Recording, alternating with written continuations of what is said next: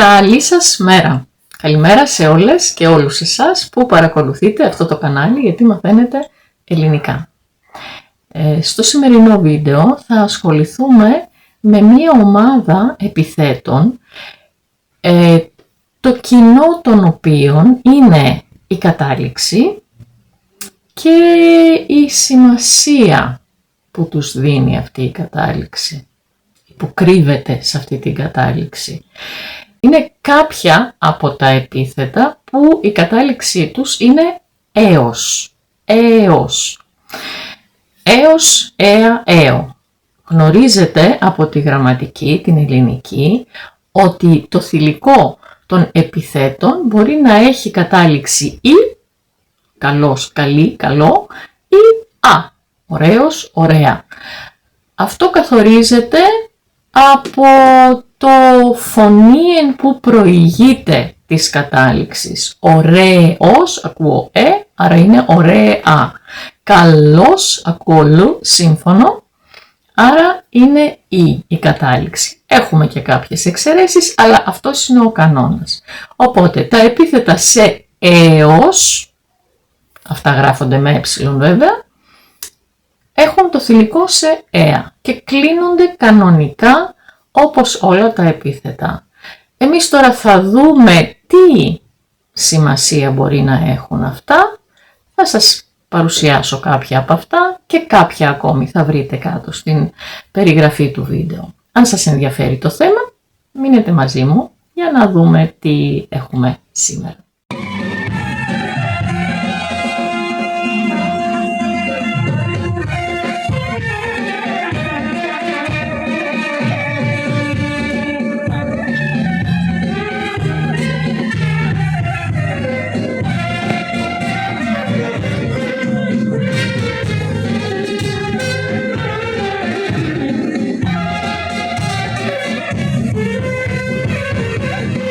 Έβαλα τα επίθετα που θα σας παρουσιάσω σήμερα σε αλφαβητική σειρά και ξεκινάω από το α με το επίθετο αμεληταίος. Είναι αυτός που δεν μας νοιάζει γιατί είναι ίσως πάρα πολύ λίγος, είναι πάρα πολύ μικρός.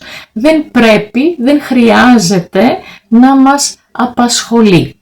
Αν έχω μία επιχείρηση η οποία διαχειρίζεται τεράστια ποσά, εκατομμύρια ευρώ, και πρέπει να βρω πού θα βάλω ένα ποσό 2, 10, 20, δεν ξέρω τι, 200 ευρώ, πιθανόν δεν θα με απασχολήσει πολύ αυτό, γιατί αυτό το ποσό είναι αμεληταίο. Δεν πρέπει, δεν χρειάζεται να με απασχολεί. Δεν αξίζει να με απασχολεί.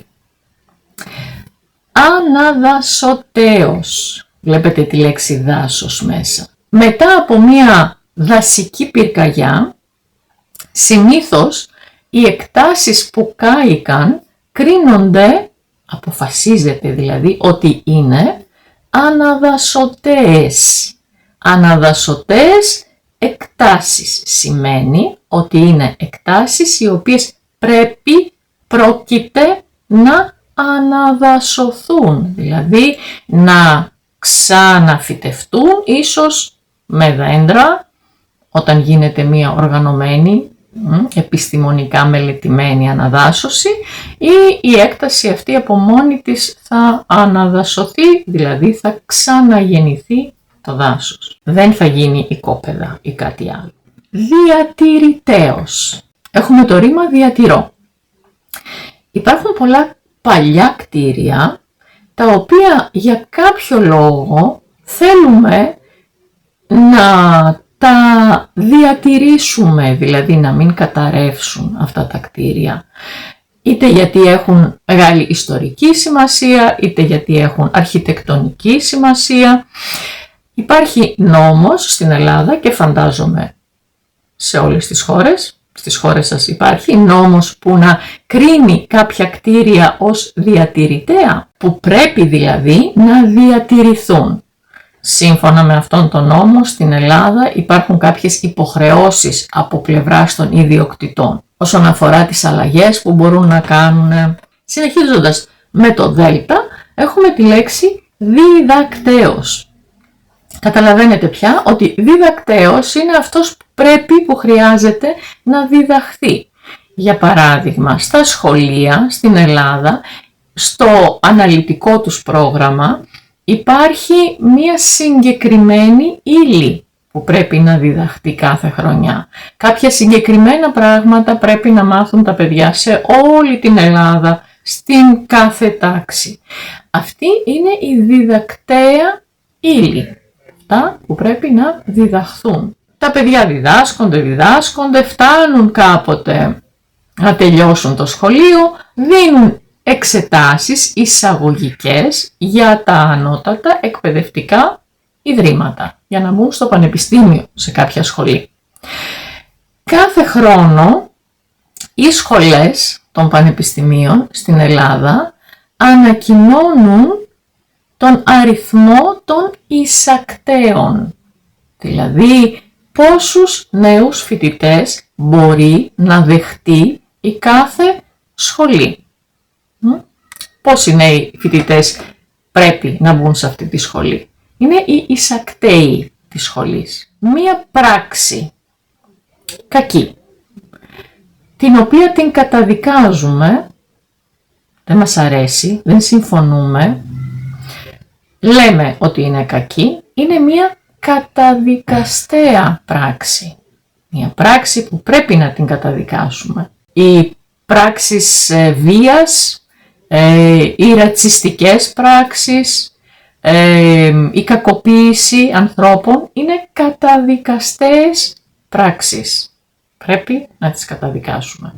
Μιλήσαμε προηγουμένως για τα διατηρητέα κτίρια. Μερικές φορές ένα κτίριο μπορεί να έχει καταστραφεί σε τέτοιο βαθμό που να είναι επικίνδυνο. Δηλαδή μπορεί να έχει πέσει η οροφή του, μπορεί να υπάρχει πρόβλημα με τους τοίχους, να κινδυνεύουν να καταρρεύσουν. Τότε μπορεί αυτό το κτίριο να κριθεί κατεδαφιστέο. Κατεδαφίζω, ρίχνω στο έδαφος, γκρεμίζω κοινώς, έτσι. Ένα κατεδαφιστέο κτίριο είναι αυτό που επειδή ας πούμε κρίθηκε επικίνδυνο, θεωρείται ότι πρέπει να κατεδαφιστεί. Μπορεί να μην είναι λόγω επικινδυνότητας. Σκεφτείτε ας πούμε όταν πρέπει να ανοίξει ένας καινούριος δρόμος και στη μέση του δρόμου υπάρχει από παλιά ένα κτίριο που εμποδίζει την διάνοιξη του δρόμου. Μπορεί και αυτό, παρότι νεότερο, παρότι όχι επικίνδυνο, να κριθεί κατεδαφιστέο. Μετεξεταστέος. Εξετάζω μετά. Εξετάζω μία δεύτερη φορά. Στα ελληνικά σχολεία τα παιδιά δίνουν στο τέλος, στο γυμνάσιο και στο λύκειο, δίνουν στο τέλος κάθε τάξης εξετάσεις. Αν στις εξετάσεις αυτές δεν συγκεντρώσουν την απαραίτητη βαθμολογία, μαζί με τις βαθμολογίες όλης της χρονιάς, αν δεν συμπληρώσουν τη βάση, τότε πρέπει να εξεταστούν ξανά. Δηλαδή, λένε τα παιδιά, έμεινα μετεξεταστέως. Πρέπει να εξεταστώ πάλι, να δώσω πάλι αυτό το μάθημα τον Σεπτέμβριο. Καμιά φορά μένουν τελείως βέβαια. Αν δεν περάσει κανείς και το Σεπτέμβριο τις εξετάσεις, τότε πρέπει να επαναλάβει την τάξη. Πληρωτέος. Καταλαβαίνετε πλέον μετά από όλες αυτές τις λέξεις ότι πληρωτέος είναι αυτός ο οποίος πρέπει να πληρωθεί.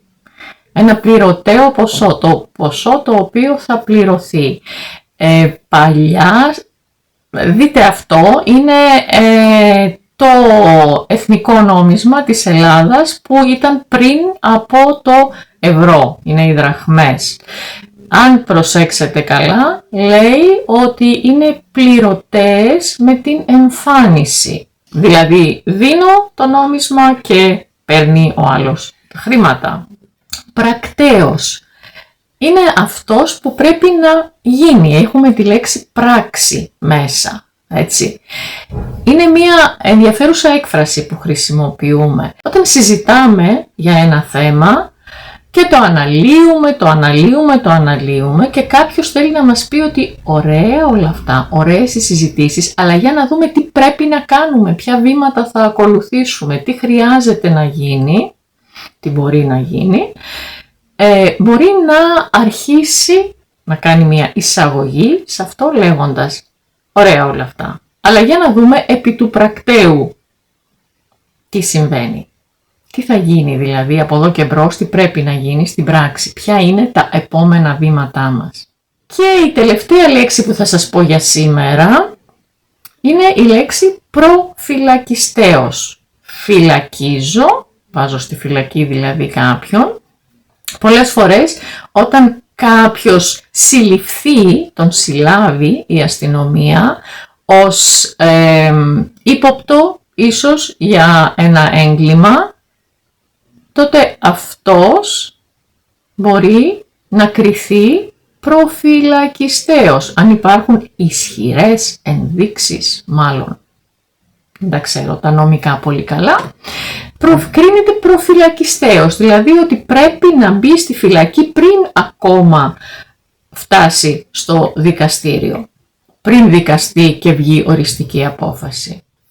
Θέλω να προσέξετε ότι δεν έχουν όλα τα επίθετα σε έως την έννοια αυτή.